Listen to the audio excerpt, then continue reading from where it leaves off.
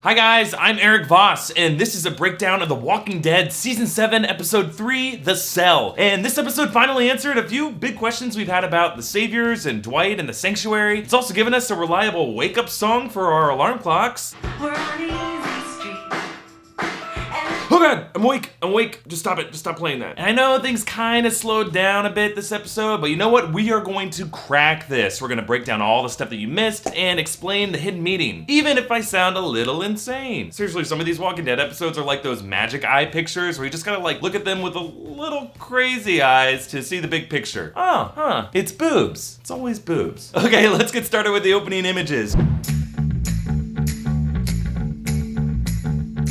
This episode opened with one of the most surreal sights we've ever seen on The Walking Dead, the opening credits of Who's the Boss. Now, it's not too often that we see working TVs in the zombie apocalypse. The last screen of any kind that I remember was back in the CDC in Season 1. But Who's the Boss actually seems like a weirdly appropriate title sequence for what's going on right now. So not to be confused with Who's the Voss, which is my upcoming autobiography on shelves soon. Who's the Boss was this classic 80s sitcom about this crass, jokey, retired baseball player, Tony Danza, who moves in with this family who's used to their independence as he tries to assert his new authority. And yeah, I kind of think that's meant to parallel Negan, who carries around a baseball bat, moving in on these independent people and saying he's the boss now. In fact, these shots of a van pulling up to the house and Danza knocking on the door kind of seem like a sitcom-y version of the shots of Negan arriving to Alexandria next episode. And I didn't really watch that show, but I'm pretty sure there's an episode where Tony Danza crushes ALYSSA Milano's skull with a baseball bat. No? I was a Family Matters guy. But that idea of figuring out who's the boss and who's not comes back throughout the episode. And by the end, we'll have a very clear answer to who's the boss. Now, moving on, in this whole opening sequence, we're seeing the Sanctuary. Joining Alexandria and the Hilltop and the Kingdom, the Sanctuary further broadens the Walking Dead map. It's the home of the Saviors, and it looks like a very faithful adaptation from the comics. It's an old factory surrounded by this pit of walkers with its own running electricity and specific social hierarchy that I'll talk about in a second. But before I do, let's talk about this opening music.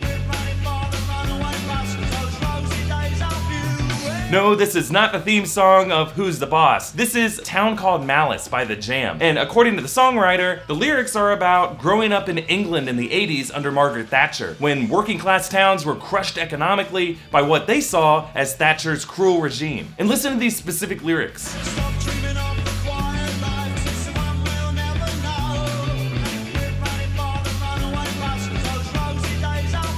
This song is painting the picture of a place that's the opposite of a warm, rosy home life, where instead resources are taken from you and you can never really run away from it. A town called Malice. And these opening shots depict the Sanctuary as that same town called Malice from the song. It's not this fair place where wealth is shared. Instead, there's kind of a strict class structure where the stronger take what they want. And if you want to fight against it, you see that malice firsthand. And just to prove to you that I'm not making this up about Margaret Thatcher in England, check out what brand of mustard that is. Thatcher. Now, a lot of you guys have been asking what really is going on in this scene and what's the deal with the number 39? Well, I have a theory that everything in this music video might be cobbled together from a bunch of other deleted scenes that we didn't see that would have established a lot of these characters and who they are. But here's my interpretation of things. We find out later from Negan that the Savior's whole society is based on earned points. It's kind of like their currency.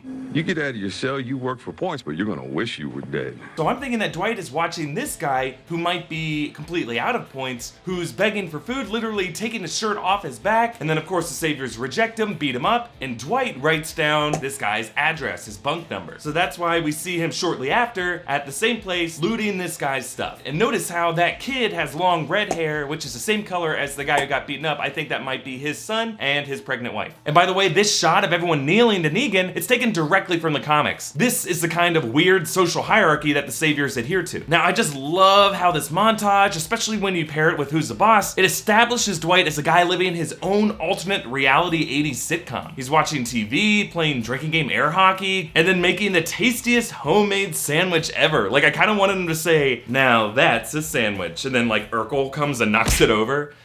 Did I do that? Guys, I'm still waiting for that Walking Dead Family Matters crossover. Let's make it happen. But doesn't all this kind of feel false? In fact, I think all of this is meant to connect back to the opening montage of episode 12 last season, which had a similar upbeat song. with Carol making food and trying to distract herself with this false illusion of domestic life. In the same way, I don't think this is a real home for Dwight. It's a prison cell. He keeps his head down, he pays his dues, he even passes the time with these little carvings just like the inmate in Shawshank Redemption. And that idea of Dwight being a prisoner is reinforced when this montage comes to an abrupt end.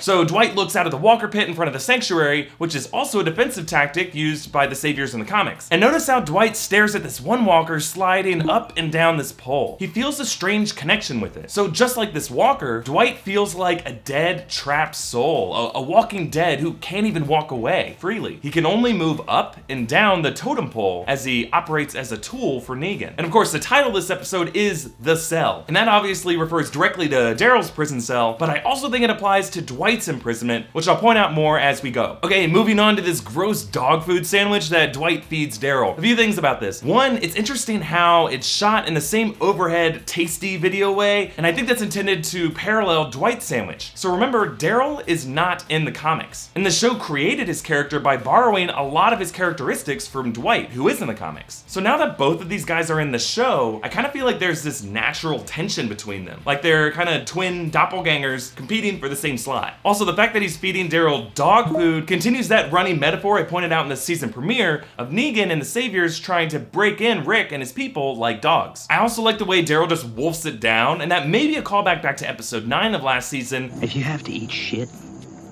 best not to nibble. Bite, chew, swallow, repeat. It goes quicker. Okay, moving on. When we come back from the credits, we hear a new song. We're on easy street, and it feels so sweet. Yikes, this would not be on Daryl's road trip playlist. So this song is called Easy Street. It's by the Collapsable Hearts Club. And the songwriter, Jim Bianco, said that it was about, quote, those rare moments in life when you're holding on to the winning card. So pretty much insult to injury for Daryl right now. By the way, I think this is great. The songwriter also said that he didn't know why The Walking Dead would want to use this happy song, and he was actually pretty amused and thrilled to see it used as torture in the show. And this tactic of depriving inmates of sleep by blasting loud, obnoxious music at random intervals is a real thing. It's an enhanced interrogation technique used in places like Guantanamo, and it's designed to break them down psychologically. In fact, according to one former Guantanamo detainee, one popular track was Britney Spears' Hit Me Baby One More Time. So the people who do this stuff have a real sick sense of humor, but great taste in music. Now, it's still kind of a mystery why Daryl wears a sweatshirt with the letter A on it. Those other two guys have F and S on their shirts. So here's my theory. So we know that the Saviors have this strict class system and social hierarchy, and induction into this society requires you to swear loyalty to Negan by saying that you are Negan. Who are you? Negan. And letting go of your former name. So I'm thinking that by labeling these people with letters of the alphabet, that might be part of the process of stripping them of their identity. And the letters of the alphabet could correspond to how far along you are in that breaking in process, with A being for beginners who are still kind of resistant. Or it could be kind of a priority thing, like with Daryl being the higher priority because Negan has taken a peculiar liking to him. And my other theory is that when you put all these guys together in a line, it like spells a word like safety or ass. Yeah, I'm gonna go with ass. And speaking of letters, notice how Sherry calls Dwight D. Heidi. Hey.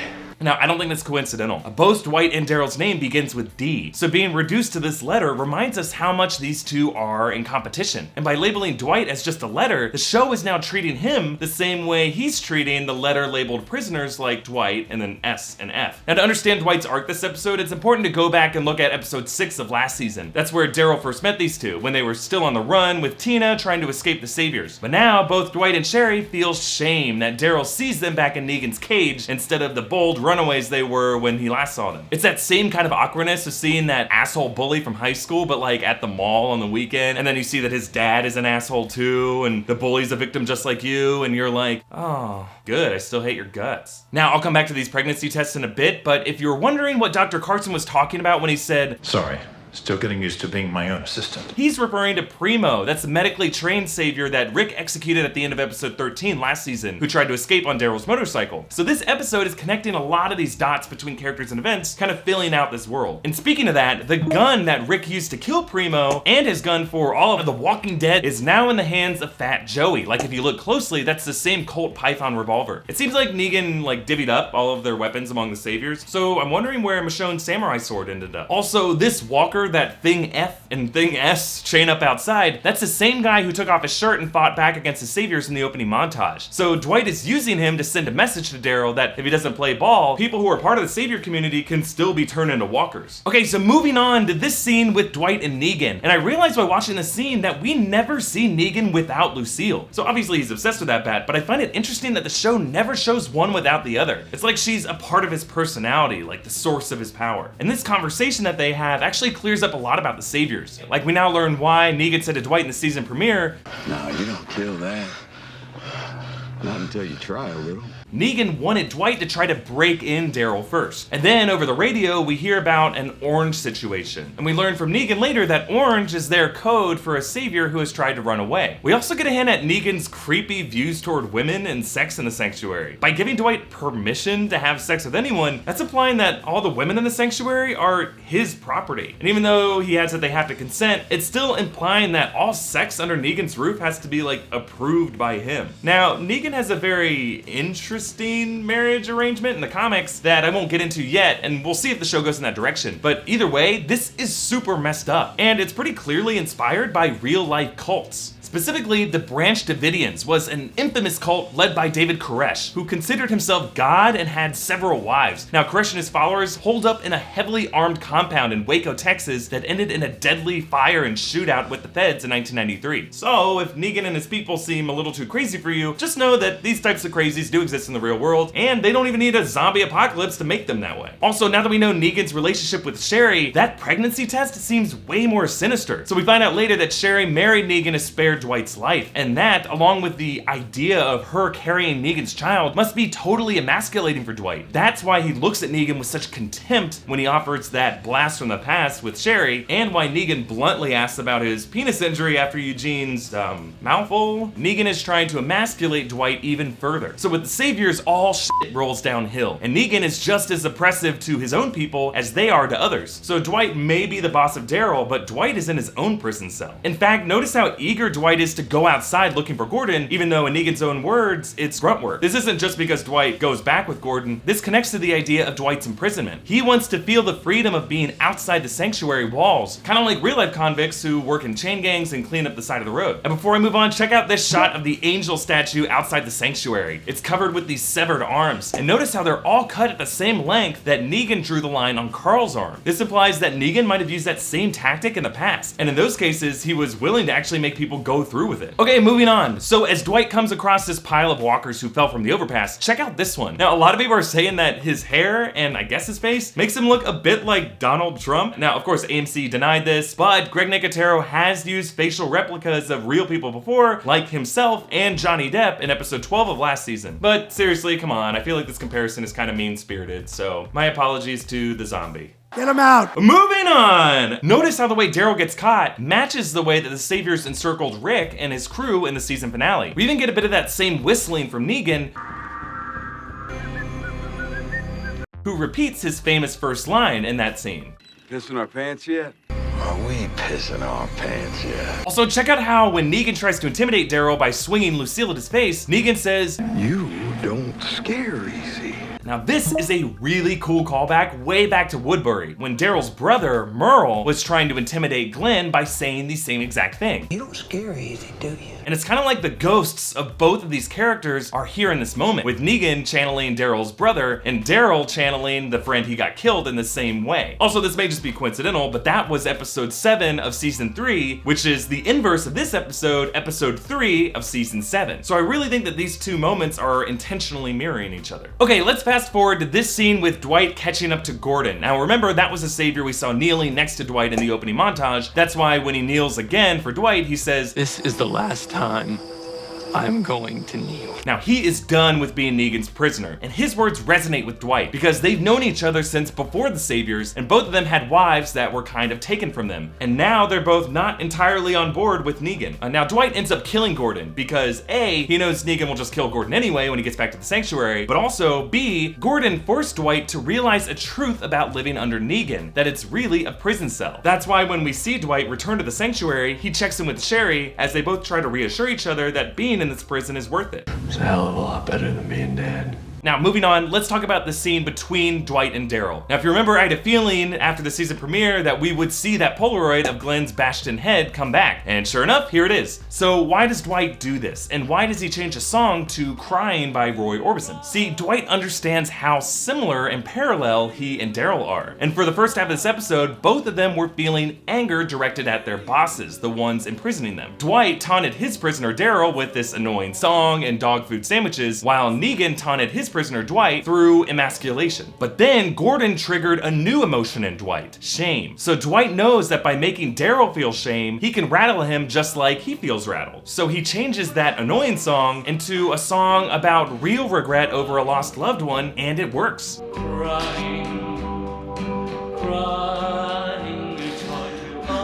It's also interesting that Dwight says this line. Don't pretend like you don't know the score. Remember, I compared Dwight to Carol earlier, and in that same episode with Carol, we saw her adding up numbers too, the number of people she had killed. And in that same way that Carol felt shame for her score, Dwight feels shame for being Negan's monkey. And now he's trying to pass that shame on to Daryl. Okay, moving on, I love this shot here. So check it out. When Dwight looks down on Daryl, Daryl is lying face down with the vomit pulled up in front of him, next to the photo of Glenn. Daryl is posed exactly like Glenn is in that photo, with his brain splattered out in front of him. So it's interesting how Daryl is at rock bottom, and now his misery is connecting him with his dead friend at the moment of his death. And then we learn in this scene with Negan that Dwight's face got burned with an iron, which was actually foreshadowed back in the season 7 trailer. And that iron in Jeffrey Dean Morgan's title slide. But I gotta say, I was a little bummed that we didn't get to see this actually happen to Dwight, or maybe we could have seen Negan punish Gordon in that same way, and then we could have cut to Dwight's face, and then we could put 2 and 2 together. I know, this show has desensitized me, I feel nothing, shut up. And then the climax of this episode comes as Daryl defies Negan by saying his own name, Daryl. Now, saying his full name is clearly a power move, and it's not just against Negan, it's against Dwight, because Dwight has been reduced down to a letter, D. But Daryl proves he's more than just a letter, and he's more than a prisoner working his way up within his imprisonment like Dwight is. Daryl still has his identity. And in the final line of the episode, Daryl turns the tables on Dwight. He tells him, I get why you did it. And it could refer to Tina's medication or the scalding hot iron to the face, but the results are the same. Daryl sees a common humanity in his counterpart. They both have endured this pain and torture for someone they care about. Now the difference is, Dwight's conclusion was to serve as Negan's loyal prisoner, whereas Daryl's conclusion is to rebel. Because kneeling to Negan would endanger his friend and dishonor Glenn's memory. So when Daryl says this, Dwight begins to feel like more of the prisoner, while Daryl begins to feel like more of a free man. So to answer that question from the top of the episode,